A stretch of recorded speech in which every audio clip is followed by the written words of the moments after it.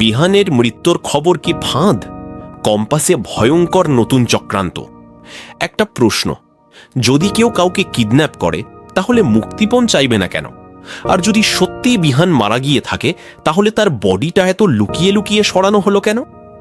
আজকের compass episode কিন্তু শুধু একটা কিডন্যাপিং স্টোরি ছিল না, এটা ছিল একটা ভয়ঙ্কর মানসিক খেলা। আর আমার মতে আজকের এপিসোডের সবচেয়ে বড় ক্লু ছিল সেই ট্র্যাকার চশমা আর বাচ্চাদের পার্কে নিয়ে যাওয়া ঘটনাটা। যখন একটা পরিবার হঠাৎ করে জানতে পারে তাদের সবচেয়ে কাছের মানুষটা হয়তো আর বেঁচে নেই, তখন শুধু কান্না নয়, ভয়ও জন্ম নেয়। আর কম্পাসের এই পর্বে ঠিক সেটাই হয়েছে। ভাবুন একবার, বিহানের কোনো খোঁজ নেই, তার উপর হঠাৎ মর্গ থেকে ফোন, একটা অচেনা মৃতদেহ শনাক্ত করতে যেতে হবে। এখান থেকেই পুরো গল্পটা এমন এক অন্ধকার দিকে মোড় নেয় যেখানে সত্যি আর মিথ্যার সীমারেখা আলাদা করাই কঠিন হয়ে পড়ে। কিন্তু আমার কাছে সবচেয়ে ইন্টারেস্টিং লেগেছে একটা জিনিস, পরিবারের সবাই ভেঙে পড়লেও কিছু মানুষ যেন অস্বাভাবিকভাবে শান্ত। কেন? এটা কি শুধুই মানসিক শক্তি, নাকি তারা এমন কিছু জানে যা বাকিরা জানে না? চলুন একটু গভীরে যাই, কারণ এই পর্বে শুধু কিডন্যাপিং না, একটা ঠান্ডা মাথার সাইকোলজিক্যাল গেম চলেছে। মর্গে পাওয়া মৃতদেহ নিয়ে যতটা আতঙ্ক তৈরি হয়েছিল, তার থেকেও বড় শক ছিল পুলিশের তথ্য। কলেজ থেকে বিহানকে কেউ বের হতে দেখেনি, অথচ সিসিটিভিতে দেখা গেছে একটা ডাস্টবিন গাড়িতে তোলা হচ্ছে। এখানেই কিন্তু আসল টুইস্ট।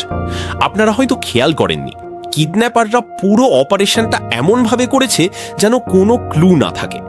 গাড়ি বদলানো, ব্লাইন্ড স্পট ব্যবহার করা, সিসিটিভি এড়িয়ে চলা, সবকিছু দেখে বোঝাই যাচ্ছে এটা হঠাৎ করা ক্রাইম না, বরং অনেক দিন ধরে পরিকল্পনা করা হয়েছে। কিন্তু ওয়েট, এখানেই গল্পটা আরো ডেঞ্জারাস হয়ে যায়, কারণ কিডন্যাপাররা এখনো মুক্তিপণ চায়নি। তাহলে উদ্দেশ্যটা কি? আমার মতে এটা টাকার খেলা না, এটা প্রতিশোধের খেলা। কেউ একজন শুধু বিহানকে সরাতে চায়নি, পুরো পরিবারটাকে ভিতর থেকে ধ্বংস করতে চাইছে।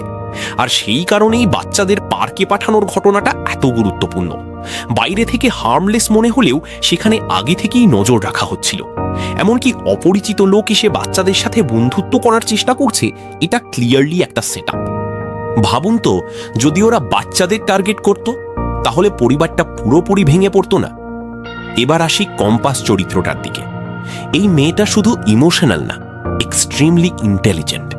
যখন সবাই হতাশ, তখন সে ট্র্যাকার লাগানো চশমার কথা বলে পুরো ইনভেস্টিগেশনের ডিরেকশন বদলে দিল। এটা কিন্তু সিরিয়ালের সবচেয়ে বড় গেম চেঞ্জিং মুভমেন্ট।